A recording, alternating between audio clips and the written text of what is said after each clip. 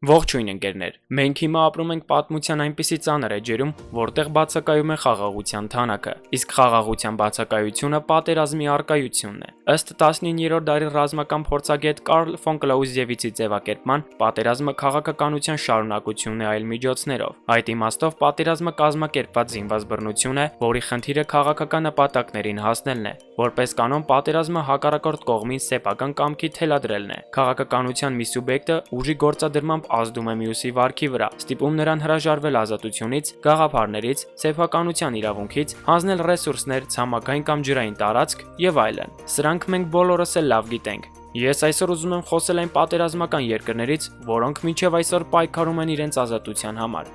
Չմոռանաք հավանել տեսանյութը եւ բաժանորդագրվել ալիքին։ Սկսեցինք։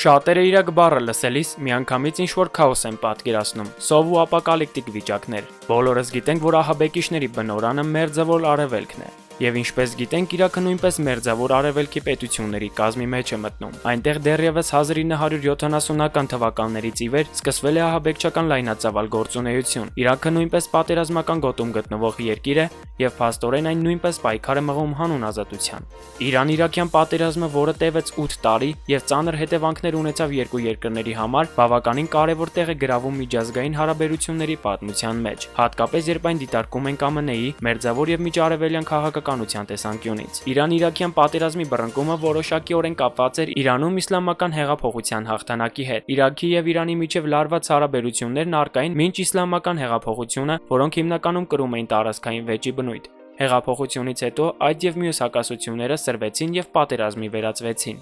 1980 թվականի սեպտեմբերի 22-ին առանց պատերազմ հայտարարելու Իրաքը ներխուժեց Իրան։ Իրաքյան զորքերը չկարողացան որևէ նշանակալի հաջողության հասնել եւ 1982 թվականի հունիսին իրենց զբաղեցրած իրանյան տարածքներից դուրս շպրտվեցին։ Պատերազմի սկզբում երկու կողմերն էլ կիրառեցին քիմիական զենք։ Կարծում եմ բոլորս էլ քաջ տեղյակ են քիմիական զենքի պատճառը հետևանքային ազդեցությունը։ Իրան-իրաքյան զինված բախումը մեծ տնտեսական վնաս հասցրեց երկու պետություններին եւ հստակեցրեց աշխարհակարգը մերձավոր արևելքում։ ԱՄՆ-ը ձեռնպահ մնալով Իրանի հետ անմիջական ռազմական կոնֆլիկտի մեջ մտնելուց փորձում էր Սադամի ձեռքերով պատերազմ սկսել Իրանի դեմ, որի նպատակը այնտեղ հաստատված նոր վարչակարգի տապալումն էր։ Այս պատերազմում իրաքյան ուժերին ըստ Վաշինգտոնի սցենարի պետք է օգնության գային իրանական բանակի այն ստորաբաժանումները, որոնք ընդդիմանում էին նոր իշխանություններին եւ սրանք միասին պետք է շարժվեին Թեհրանի վրա։ ՄԱԿ-ը եւ միջազգային այլ կառույցներ պահանջեցին ռազմական գործողությունների շտապ դադարեցում։ Իրաքյան կողմը, որը ըստ էության տանուլ էր տվել պատերազմը, անթակույց շտապողականությամբ հայտարարեց ռազմական գործողությունները դադարեցնելու պատրաստակամության մասին, բայց Իրանը կոշտ դիրքորոշում ուներ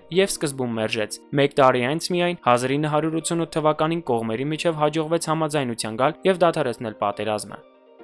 Համաձայն հրադադարի պահպանվում էր ստատուս քվոն, սակայն պատերազմում Իրաքը պարտված էր։ Նախ Սադամին եւ նրա սատարող ուժերին չհաջողվեց հասնել իրենց նպատակին, այն է Իրանում իսլամական վարչակարգի տապալումը, երկրորդ, պատերազմն ավելի ամրացրեց Իրանի դիրքերն ու ազդեցությունը տարածաշրջանում։ Բացի այդ, պատերազմը ավելացրեց Իրաքի արտաքին պարտքը, մասնավորապես Քուվեյթի պարտքը հասավ մոտ 15 միլիարդ ԱՄՆ դոլարի։ Դա այլ պատճառներից մեկն էր, որ 2 տարի անց Սադամին դրդեցին նոր արկածախնդրության՝ նվաճել Քուվեյթը։ Պատերազմը երկու երկրների տնտեսություններին հսկայական վնաս հասցրեց։ Ամենահամեստ հաշվարկներով պատերազմի ընդհանուր վնասը կազմում էր շուրջ 350 միլիարդ ԱՄՆ դոլար։ Պատերազմող կողմերը մոտ կես միլիոն մարդկային զոհ տվեցին։ 2003 թվականին պատերազմը արդեն պաշտոնապես սկսվում է ԱՄՆ-ի հետ, նույնպես կրելով մեծաթիվ կորուստներ։ Իրաքը մինչև այսօր համարվում է պատերազմող երկիր եւ ձգտում է դեպի ազատության։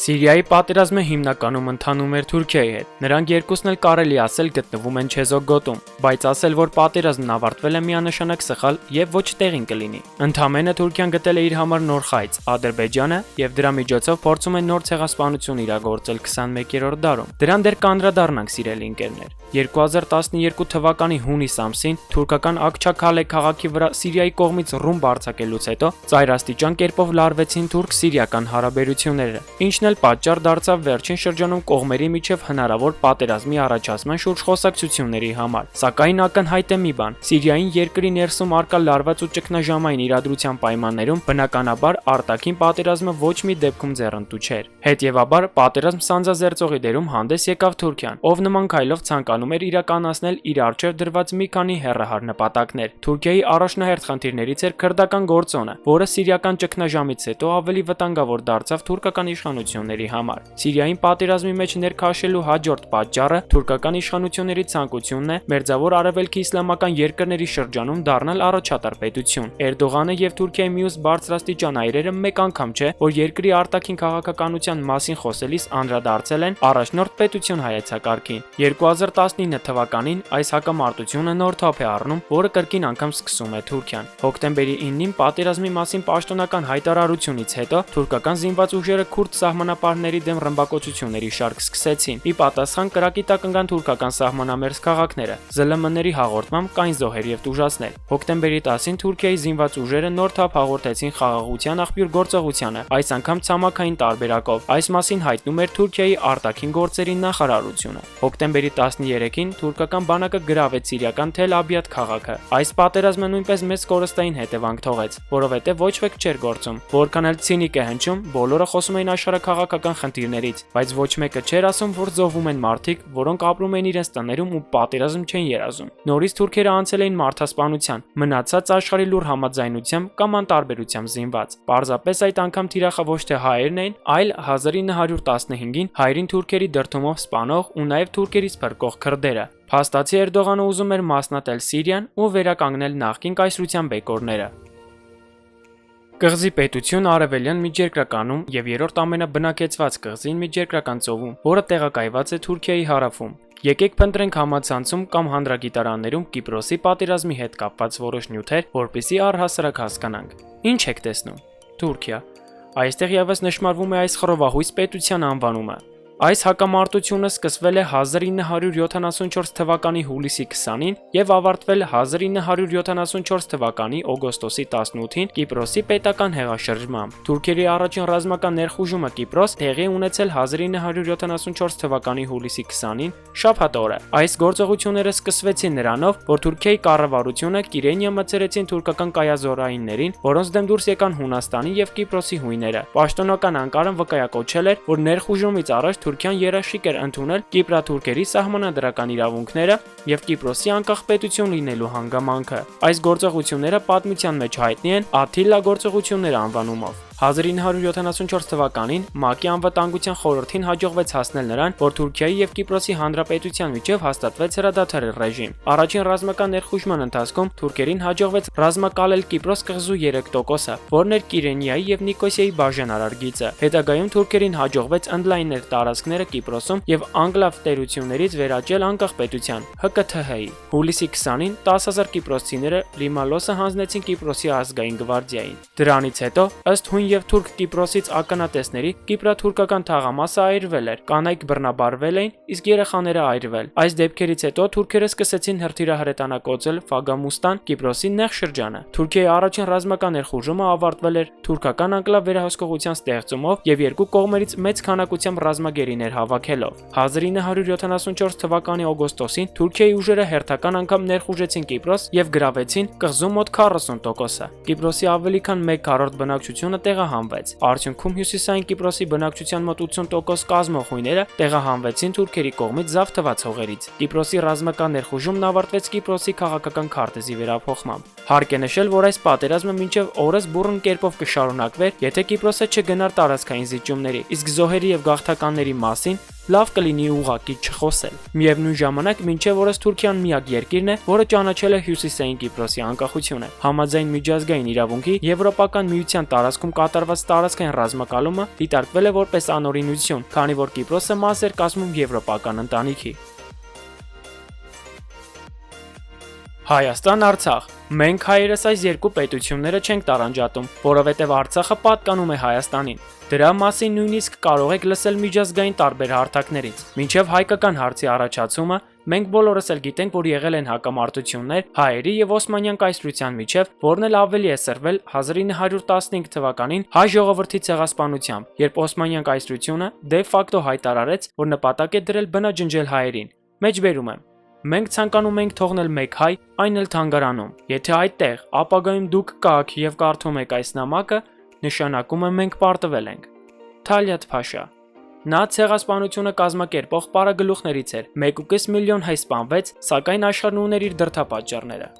1920 թվականի սեպտեմբերի 22-ի լույս 23-ի գիշերը Քեմալական Թուրքիան առանց պատերազմ հայտարարելու հարձակվեց Հայաստանի Հանրապետության վրա։ Թուրք-հայկական պատերազմը տևեց շուրջ 2 ամիս։ Սեպտեմբերի 28-ից ծավալվեցին վճռական ռազմական գործողությունները։ Ի սկզբանե պատերազմն անհաջող ընթացք ունեցավ հայկական կողմի համար։ Ոսոխը գրավեց Սարիղամիշն ու Մերդեկենը։ Պատերազմն ավարտվեց Ալեքսանդրապոլի պայմանագրով։ Պատերազմական շրջաններն իրականում շատ են, որpիսի ես դրանք առանձնացնեմ։ Հիմա պաշտոնապես մեր թշնամին ինչ որ գոյություն չունեցող ազգ է, բայց նրա թիկունքում կանգնած է հենց Թուրքիան, եւ այն էլ բացահայտ։ Հայ-ադրբեջանական հակամարտությունը շուրջ 1 դարյա պատմություն ունի։ 1988 թվականին ակտիվացավ հայ-ադրբեջանական հակամարտությունը, որի գագաթնակետը Արցախյան պատերազմն էր։ 1992 թվականի մայիսի 9-ին հայկական կողմը ազատագրեց Շուշին, իսկ մենք գիտենք, որ Ադրբեջանը այդ հանգամանքից վրդովված նպատակ էր դրել գրավել Արցախը, եւ այս նպատակը այդպես էլ անկատար է մնալու։ Դա փաստ է։ 1994 թվականին հակամարտող կողմերի միջև ստորագրված հրադադարից հետո տարբեր տարիներին տեղի են ունեցել տարբեր տեսակի եւ ձևի զինված ընդհարումներ։ Առանձնանում է հատկապես ապրիլյան քառօրյա պատերազմը։ Ավելի ուշ 2020-ին Ադրբեջանն արդեն բացահայտ Թուրքիայի եւ Վարսկանների միջոցով վերսկսում է իր նախկինում ձախողած ծրագրերը։ 2020 թվականի հուլիսին սկսեցին բախումները ՀՀ եւ Ադրբեջանի զինված ուժերի միջև Տավուշի շրջանում, որի ավարտից հետո Ադրբեջանը սկսեց պատրաստվել լայնածավալ պատերազմի։ Սեպտեմբերի 22-ից Ադրբեջանում առգրավվել կամ հաշվառել են անձնական գույք հանդիսացող պիկապ մեքենաներ, պատճառաբանելով, որ այն բանակի կարիքների համար է։ Ըստ Սիրիայի մարդու իրավունքներին հետևող կազմակերպության սեպտեմբերի 24-ին տարածած հաղորդագրության Թուրքիայի կառավարությունը Սիրիայի հյուսիսից Ադրբեջան է տեղափոխում Սուլթան Մուրադ եւ Ալ-Համզա դիվիզիաների 300 վարձկանների։ Պատերազմը սկսելուց 1 օր առաջ ԱՄՆ-ն իր քաղաքացիներին կոչ արեց լարվածության սրացման եւ վերջին բախումների պատճառով հեռու մնալ հայ-ադրբեջանական սահմանին մոտ գտնվելուց։ Նշեմ, որ շուրջ 3 անգամ ստորագրվել է մարդասիրական հրադադար, սակայն դրանցից եւ ոչ մեկը չի պահպանվել։ Պատերազմը շարունակում է 1 եւ ավելի ամիս, սակայն միջազգային հարթակը որևէ բան չի ձեռնարկում այս խնդրի շուրջ։ Միայն կոչեր, որոնք դեռ ոչ մի օգուտ չեն տվել։ 2020 թվականի հոկտեմբերի 30-ին տեսանյութ հրապարակվեց, որտեղ երևում է, թե ինչպես է հակառակորդը օգտագործում արգելված զենքի տեսակ, որն իր մեջ պարունակում է ֆոսֆոր։ Այստեղ խոսվում է քիմիական զենքի առկայության մասին, բայց աշխարհը դեռ լուռ է։ Ադրբեջանը շարունակում է թիրախավորել խաղաղ բնակչությունը, իսկ Թուրքիան շտապում է մտապահել նոր ցեղասպանության իր մեծ փափակը։ Չի ստացվի, չի լինի, մենք ուժեղ ենք եւ անպայման հաղթելու ենք, որովհետեւ հաղթանակը միշտ արդարինն է, իսկ մենք արդար ենք այստեղ եւ միշտ։ Եվ ահա այսօր այսքանով ավարտվում է մեր տեսանյութը։ Ինչպես նկատեցիք, նկարագրածս 4 պետություններից 3-ում առկա է Թուրքիայի գործոնը, ինչը թույլ է տալիս ենթադրել, որ Թուրքիան ցանկանում է իր նենգ ծրագրերով տիրանալ ամբողջ Կովկասին եւ սկիզբ դնել շուրջ 100 տարի առաջ սկսած պանթյուրքիզմի գաղափարին։ Եղեք զգոն եւ որ ամենակարևորն է զինվեք համբերությամբ։ Եթերում Ժոր Մարտիրոսյանն ալիքներ։ Եղեք հետաքրքրասեր եւ մենք դեռ կհանդիպենք։